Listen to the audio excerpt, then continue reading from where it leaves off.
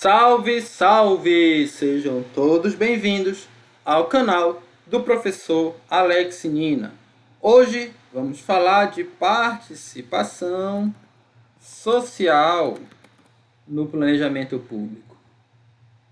A Constituição Federal de 88, a Declaração de Direitos Humanos, entre tantos outros acordos, tratados internacionais, prevê a participação como garantia da cidadania e da democracia. Então, lá tem todo o embasamento legal, tanto nacional como internacional. Atualmente, em todas as esferas de governo, são realizados mecanismos de participação da sociedade, com representatividade nos diferentes setores. Aí a gente tem um decreto aqui mais recente, né, 8.243, de 23 de maio de 2014, que institui a Política Nacional de Participação Social, e estabeleceu o mecanismo de participação. Então vamos ver esses mecanismos aqui. A primeira, a política, né, antes de entrar nos mecanismos. O que essa política faz? Ela orienta os órgãos e entidades da administração pública federal, então órgãos aqui, administração pública direta e indireta, para melhorar a utilização de diversas instâncias e mecanismos de participação social.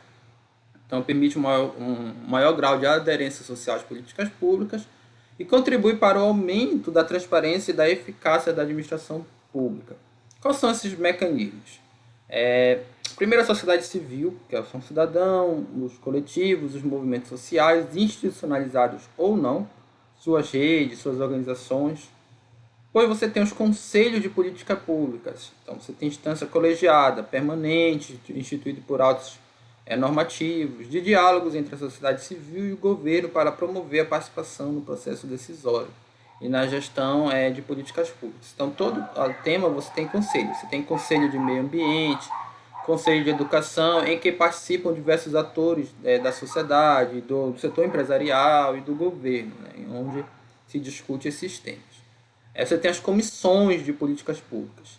Então, instâncias temáticas instituídas por atos normativos, criadas para um diálogo entre a sociedade civil e o governo em torno de um objetivo específico. Então, tem um prazo de funcionamento. Essa é a grande diferença para os comitês. Os comitês, eles não têm um prazo para terminar. A comissão não. Como ela vai tratar... Ela não vai tratar de um tema, ela vai tratar de um caso específico.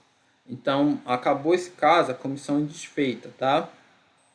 Por isso que ela está vinculada à finalidade para a qual ela foi criada. A Conferência Nacional é uma instância periódica de debate, de formulação e de avaliação sobre o tema. Então, periodicamente se reúnem ali os principais atores dentro de um tema específico e se faz uma conferência, quase como um congresso, a gente conhece lá do meio científico, né? Congresso, simpósio, existem também conferências no meio científico. Então, são temas específicos e de interesse público, com participação de representantes do governo e da sociedade civil, podendo contemplar etapas estaduais, distritais, municipais ou regionais para propor diretrizes e ações acerca do tema tratado. Como é que isso acontece? A Conferência Nacional está falando, mas antes da Conferência Nacional, digamos que seja um tema da educação, tá? Você faz conferências em cada município, aí cada município elenca suas demandas e leva para as conferências estaduais. Cada estado vai fazer suas conferências com representantes de cada município. Depois, cada estado vai ali discutir e também elencar suas demandas. Aí levam para a Conferência Nacional. Ok? Esse é o processo, você vai subindo na hierarquia geográfica, fazendo aí diferentes conferências para se chegar a uma conferência geral a nível nacional. O quinto mecanismo é a ouvidoria pública federal. Então, a instância de controle. O poder público ele vai estar aberto aí para denúncias, entre outras coisas. Participação social responsável pelo tratamento de reclamações, solicitações, denúncias, sugestões, elogios relativos às políticas e aos serviços públicos prestados sob qualquer forma ou regime, com vistas ao aprimoramento da gestão pública. A mesa de diálogo é um mecanismo de debate e de negociação, com a participação dos setores da sociedade civil e do governo diretamente envolvidos no intuito de prevenir, mediar e solucionar conflitos sociais. Então, é um debate constante aqui, né, que tem mesa de diálogo.